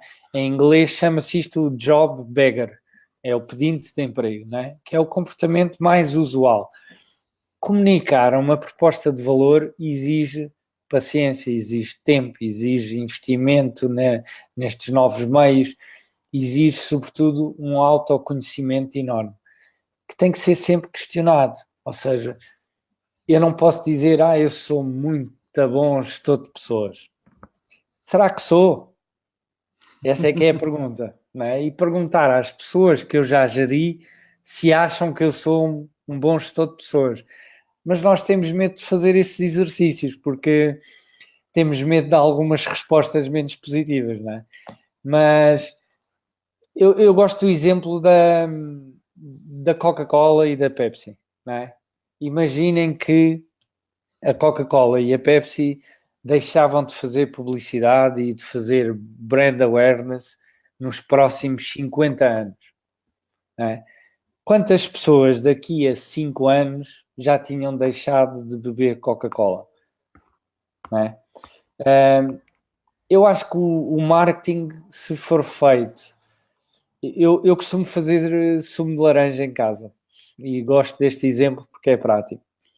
Quando a laranja chega à casa e vem aquele saco com uma quinzena de laranjas espetaculares, até brilham, aquilo até conseguimos olhar para a laranja e ver-nos espelhados, não é? Mas depois abrimos e aquilo sai velho e seco, não é? Epá, foi só marketing, não é? Foi só pacote, venderam-me o pacote, mas não tinha facada conteúdo. que me deste agora. Não é? Facada que me deste agora. Não, mas marketing bem feito, sabes bem que não é assim, não é? Pronto. Agora, quando o pacote não é tão bom, não tem tão boa aparência, mas abrimos e já não esperamos que saia de lá sumo, mas a laranja vem cheia de sumo, a gestão das expectativas é diferente. Por isso, eu diria como o Nadim Habib diz, que é cuidado com o marketing. Marketing sim, publicidade sim, mas um bom produto tem que mostrar que é um bom produto. Tem que provar que é um bom produto. Não pode ser só a embalagem. E hoje, muitas vezes, até, e o Luís sabe disso, as organizações hoje estão a trabalhar muito a questão do employer branding, mas muitas delas estão a trabalhar só do ponto de vista para fora, para percepção, e não trabalhar a cultura primeiro, colaboradores que já lá estão, e depois sim, esses vão ser os embaixadores para fora. Portanto, aqui tem que haver um equilíbrio, eu diria. Mas sim, Luís, um bom produto, mais do que vende-se a si próprio, tem que saber manter ativa essa venda. Ok, agora sou eu. Agora és tu. Depois da facada que eu dei. Depois da facada que ainda me está aqui a sangrar. Primeira coisa, um bom produto já é bom, fruto do bom marketing. Sim. Ponto. Não há um bom marketing feito com maus produtos. Ou seja, desde logo nós temos que pensar que se nós queremos fazer o nosso marketing, nós temos que posicionar-nos como produto, criar as condições como produto, ganhar as competências como produto para sermos apetecíveis ao mercado. Começa por aí. Depois vem a parte da comunicação. Efetivamente, vocês vendem uma loja de malas. Se vocês têm as Samsonite, que à partida são das melhores, fechadas no armazém, ninguém vos vai pedir pelas Samsonite. Ponto. Verdade. É tão simples como isto. Agora, também a partir do momento que vocês vendem as Samsonite, vocês têm que provar porque é que as Samsonite são as melhores e são as mais caras. É muito importante. Agora, se o produto é bom, se o profissional é bom, é porque já está a trabalhar o seu marketing. Sim. Porque desde logo já está a criar condições para que seja mais apetecível ao mercado, seja mais valorizado pelo mercado, diferencie-se em relação aos outros profissionais e tudo isto é marketing. Agora, como é evidente, é outra coisa que também faz parte do marketing. Imaginem, eu quero trabalhar, vamos dar aqui um exemplo, eu quero trabalhar na Sonai, não posso ir para a bomba da gasolina, pedir à pessoa que está lá a meter a bomba de gasolina que me arranje trabalho na Sonai. Faço-me entender, eu tenho é que procurar alguém que trabalhe na Sonai, eu conheço alguém que trabalhe na Sonai que me possa levar aos sítios certos. Isto também tem muito a ver com a questão da distribuição, que também é marketing. Daí eu, quando me falam que o marketing é só isto da comunicação e da publicidade, a mim mexe-me tudo. Não, é muito pouco isso. Porque efetivamente é mesmo, voltamos à questão do iceberg. A parte da promoção é isto, quando o todo é isto. Exatamente. Deixa eu ver se aparece no ecrã. Aqui. E daí ser muito importante isto, que é, ok, é muito importante eu andar... E outra coisa que é muito importante é não fazer aquilo que os espanhóis chamam muito o autobombo, que é eu andar pela rua a apregoar que sou bom no que quer que seja, aquilo que também há pouco falámos, eu sou gordista, sou especialista, sou o ninja, o autobombo não funciona. Agora, aquilo que eu acho que funciona muito é eu dar a conhecer aquilo que eu posso fazer pelas pessoas, como eu os posso ajudar, que diferença posso fazer, e depois haver alguém que reconhece as pessoas, e mais uma vez, estamos a falar na questão da intencionalidade, a questão de, ok, eu vou mostrar aquilo que sei, aquilo que posso fazer, mas há aquelas pessoas que efetivamente interessam. Claro. Ok? Claro. Porque senão, voltamos à questão do deserto, do deserto não. Um sábio a pregar no meio de um deserto, nem que seja no Oásis, continua a ser um sábio? Pois. É esta questão que se coloca muitas vezes. Agora isto não pode haver verdade mais verdadeira. Eu posso ser o maior especialista mundial, seja no que for. Se eu estou em casa fechado, sem dizer a ninguém, sem provar a ninguém que o sou, certamente que nunca na vida irei arranjar emprego. Esta é a minha humilde opinião. E quando digo fechado em casa, é evidente que não estou a dizer que essa pessoa, por exemplo, for um programador genial, pode estar precisamente fechado em casa. Atenção. Sim. Pode estar fechado em casa. Não, agora, mas a mensagem é essa. A mensagem é mesmo essa. Acho que é muito importante isso. Sim, sim. E cada vez mais, porque repara, o digital tem o reverso da medalha, não é? Nós às tantas recorremos cada vez mais ao digital e fugimos da relação humana, do desconforto que é conhecer alguém pela primeira vez e meter conversa e fazer um pitch e tudo mais, não é? Mas de facto eu acho que o digital bem utilizado culmina na humanização da relação, ou seja, culmina mesmo ao back to basics, que é estarmos frente a frente uns com os outros, apertar a mão, sentir o desconforto. Eu costumo dizer aos miúdos que é o equivalente a nós gostarmos, quando éramos rapazes na escola secundária, havia a rapariga de quem nós gostávamos, fazíamos uma mixtape e mandávamos entregar, se ela gostava então encontrávamos, dávamos um beijinho e tal, mas até casar, não é? Ainda havia um processo longo e com muita rejeição, que é isso que eu acho que as pessoas estão pouco preparadas para a rejeição. Estão à espera de eu vou-me candidatar, vou responder a um anúncio ou vou-me posicionar para um emprego e o sim vai cair imediatamente porque eu tenho o perfil que aquela malta procura. Há muita rejeição e quanto mais rápido nos convencermos dessa rejeição, mais fácil é o processo também. Olha, nem de propósito, um dos meus livros favoritos, deixa eu ver se consegue ver, que está a dar aí reflexo, assim já se vê. Este é um dos meus livros favoritos e que fala precisamente nessa questão da rejeição, que é, por um lado, eu vou contar rápido um pouco desta história. Este foi um moço chinês que desde muito cedo teve episódios de rejeição extremamente marcantes. E depois ele chegou aos Estados Unidos, tinha um projeto qualquer de empreendedorismo, apresentou o projeto a financiadores e o projeto foi chumbado. E mais uma vez ele ficou, não digo na merda, porque estamos em direto, porque não dizia. Exato. E agora já posso, é o 50º episódio, já posso dizer as neiras. Sim, já tenho canal para isso. Sim, já pode. É verdade. Bom, mas voltando à questão, então ele teve ali um momento, uma epifania, chamemos-lhe assim, então criou o desafio das 100 rejeições, que era todos os dias ele ia se colocar numa situação de que a rejeição era o mais provável que tivesse, de maneira a ele aprender a lidar com a situação. Começou a lidar com a situação e depois começou a criar mecanismos, por exemplo, ok, tive a rejeição, mas como é que eu posso minimizar o efeito da rejeição? Como é que eu posso ultrapassar a rejeição? E digo-te, é dos melhores livros que eu li o ano passado. Exatamente, foi dos melhores livros que eu li o ano passado e eu acho que é um excelente manual para lidar com rejeições. E sabes que... São inevitáveis. Sabes como eu tive a vida toda em vendas A rejeição era a toda a hora, não é? Todo dia, toda a hora, pronto. Mas é algo que as pessoas têm. Eu ouço muito aquela expressão de mas eu não sou vendedor. Pá, hoje temos que ser todos vendedores de nós próprios, senão não nos habituamos a esta nova forma de estar no mundo e esta globalização toda.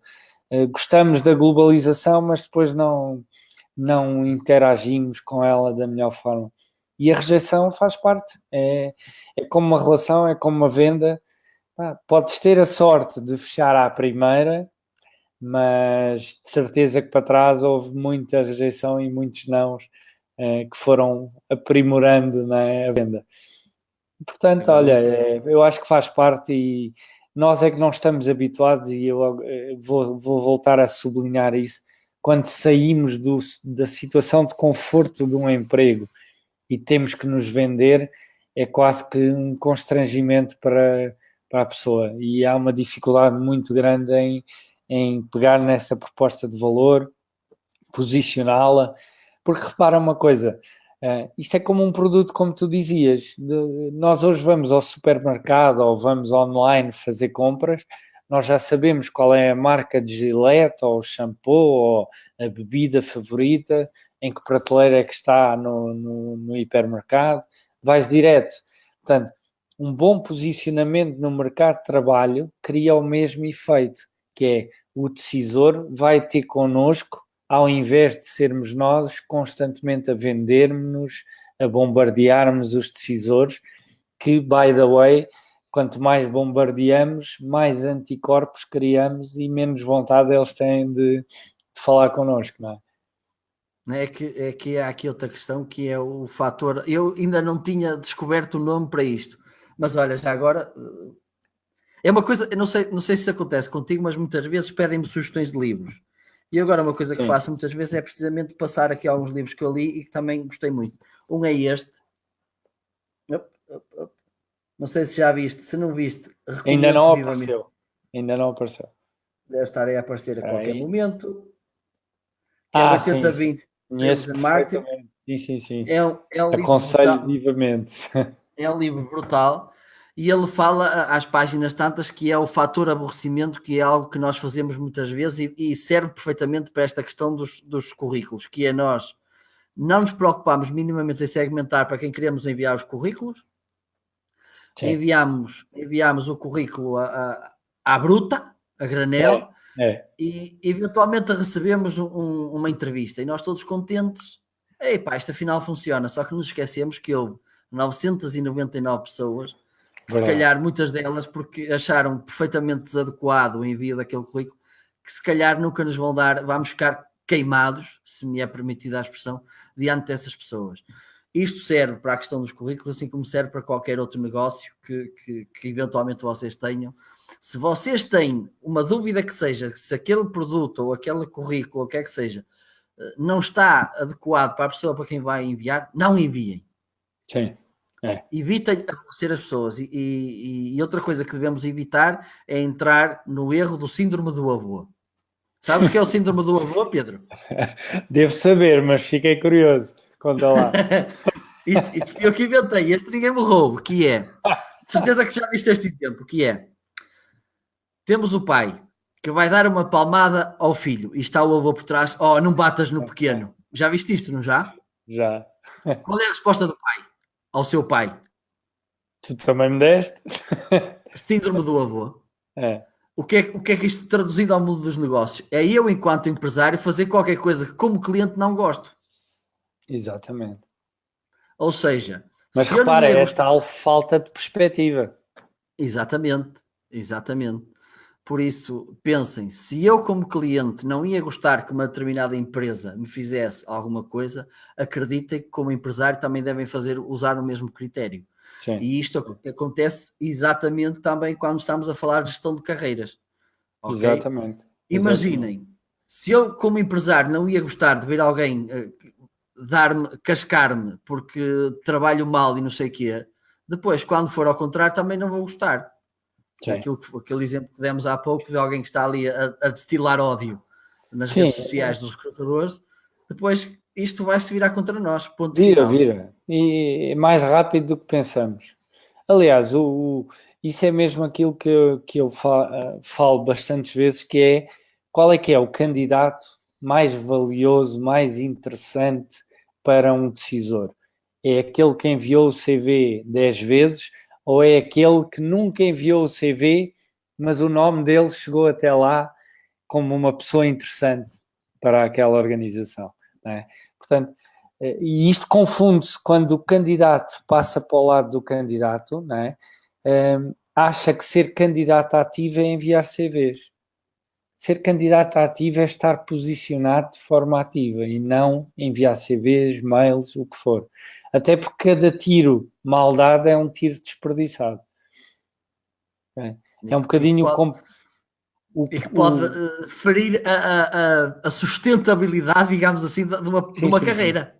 Sim, sem dúvida, sem dúvida, sem dúvida. Eu costumo dizer que é o mesmo comportamento de entrarmos de metralhadora com CVs, não é? Dispara, um deles vai fazer sangue, eventualmente, ou então teres um comportamento de sniper, em que tu defines os alvos, segmentas, defines a estratégia toda e dás um tiro, 2 tiros, 3 tiros e está feito. Okay? Só que dá mais trabalho, efetivamente. Muito bem. E agora, se calhar, para terminar, falar aqui em duas questões, que é a questão do paradigma de trabalho, que também mudou muito. Uma é termos um trabalho para a vida inteira, e a outra é que, no fundo, isto é um pouco uma oportunidade, mas igualmente é uma ameaça, que é nós hoje em dia podemos trabalhar para qualquer parte do mundo, mas isto também se aplica a outras pessoas que estão noutras partes do mundo e podem trabalhar, por exemplo, numa empresa em Portugal. Exatamente. O que é que tens a dizer sobre o tema? Olha, eu acho que se calhar eu digo nós mais velhos, mas na verdade estou-me a chamar mais velho a mim, não a ti, ok? Para não ser outra facada. Mas eu acho que nós... Já chega uma. Nós, gerações mais velhas, a partir dos 40 e muitos para cima, temos maior dificuldade em aceitar isso, porque somos mais resistentes a adaptarmos-nos e a gerirmos esta mudança toda que está a ser cada vez mais rápida. A verdade é que é assim, vão continuar a existir empresas onde carreira é isso, é ficar lá a vida toda e há pessoas para isso, há pessoas que têm esse perfil. Eu, como sempre fui um bocadinho ovelha negra, eu sempre trabalhei por desafios, não posso chamar projetos, mas desafios. Um desafio durava 5 anos, outro durava 2, outro durava...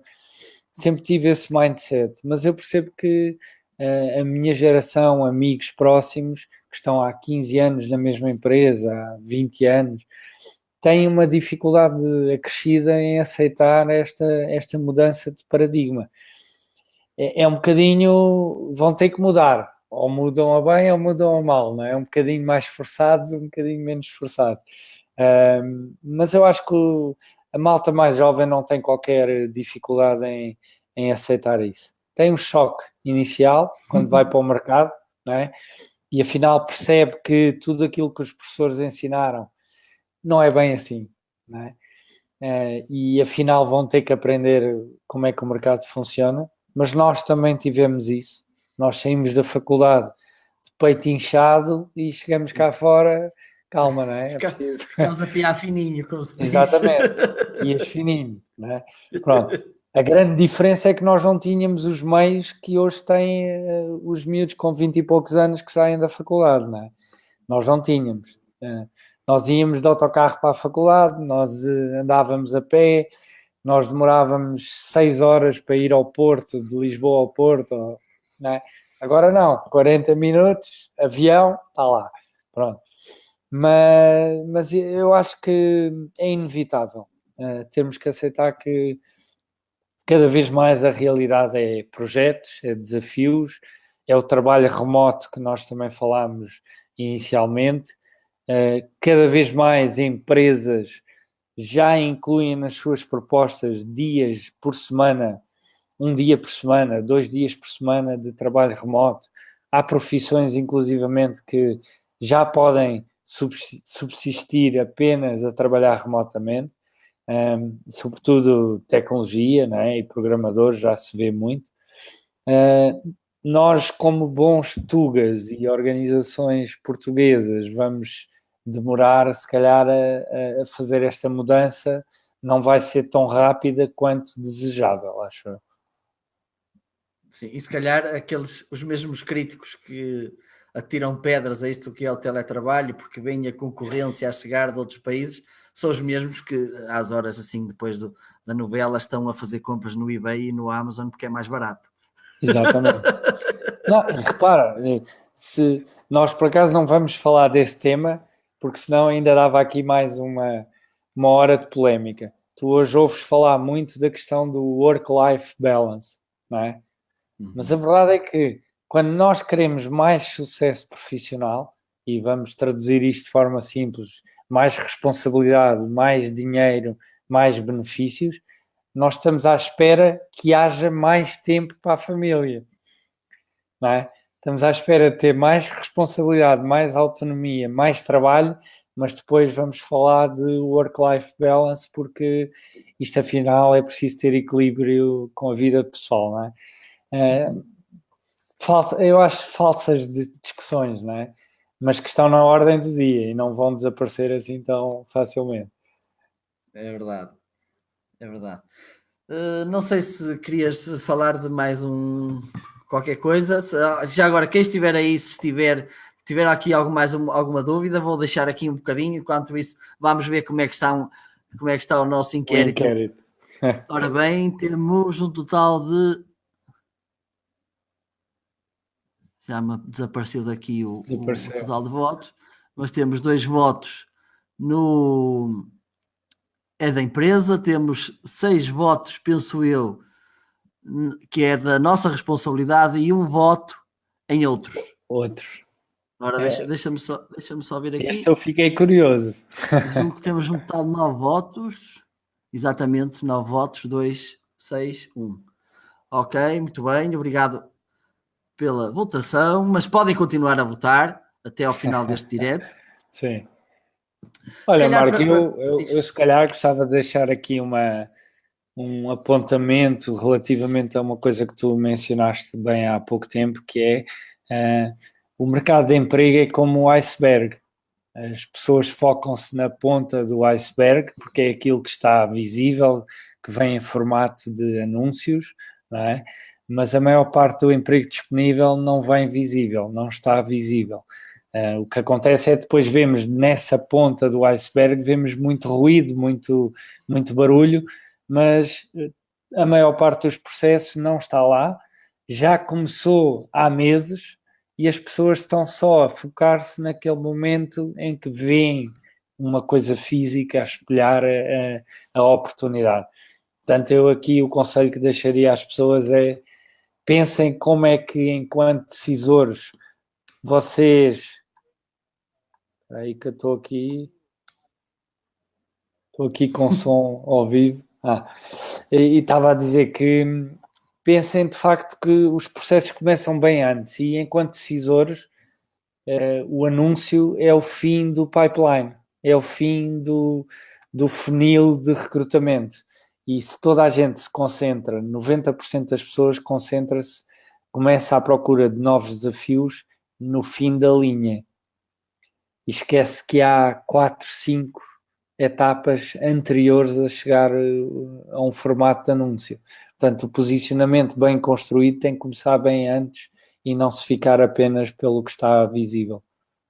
Eu acho, e vai de encontro àquilo que o Luís falou há pouco, que é muito importante nós sabermos dar-nos visibilidade, e com isto, repito, não estou a falar daquilo que em Espanha se chama muito auto-agências, porque às vezes isto também pode acontecer, de haver alguma empresa ou alguém de uma empresa que vos deite o olho, como se diz aqui na minha terra, e que até pode não ter nenhuma vaga específica em aberto, mas dada a qualidade que vocês demonstram, pode criar ali um lugar para vos encaixar na empresa, porque uma das coisas que se diz que o marketing deve criar é criar desejos, e se vocês fizerem bem o vosso marketing, certamente que podem surgir oportunidades que quem está da empresa até nem havia uma necessidade premente, mas que vocês conseguiram criar essa oportunidade para vocês. Pensem nisto, que me parece também pode ser algo extremamente útil para vocês. Aliás, o funil de marketing encaixa-se lindamente na questão do emprego.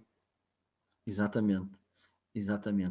Bom, não sei se mais alguém quer colocar uma questão. Se quiserem, falem agora ou calem-se para todo sempre. Bom, de qualquer forma, se depois estiverem a ver esta gravação e tiverem alguma questão para colocar, estejam à vontade. Se for especificamente para o Pedro, identifiquem-no de maneira a que o Pedro possa receber uma notificação que vocês entraram em contato com ele, ok?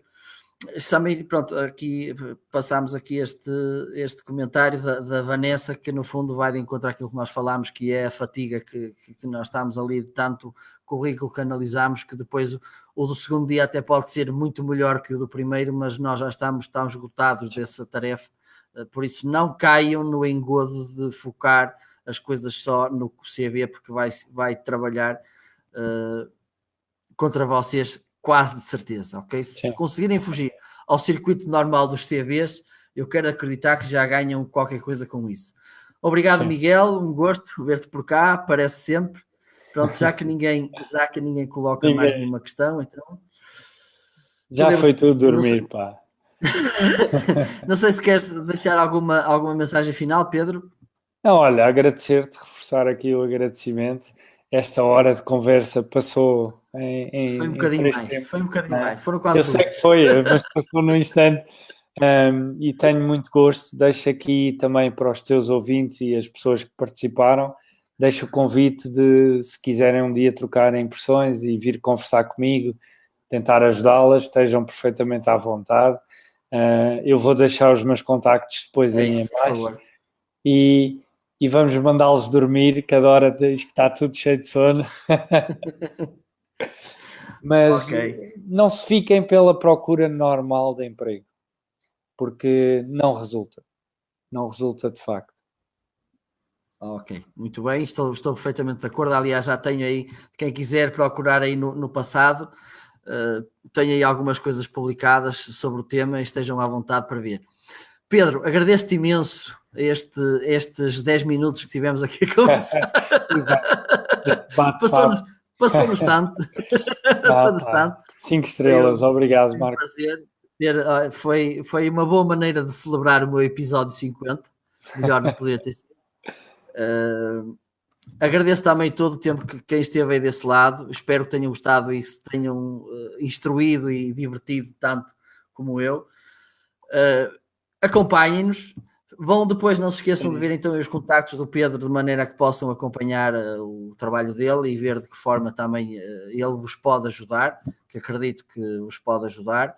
E também a mim, se quiserem colocar-me alguma questão, se quiserem continuar a acompanhar, estejam à vontade. Se agora, por exemplo, se lembraram que há alguém que possa ter interesse nesta conversa, também podem identificar nos comentários.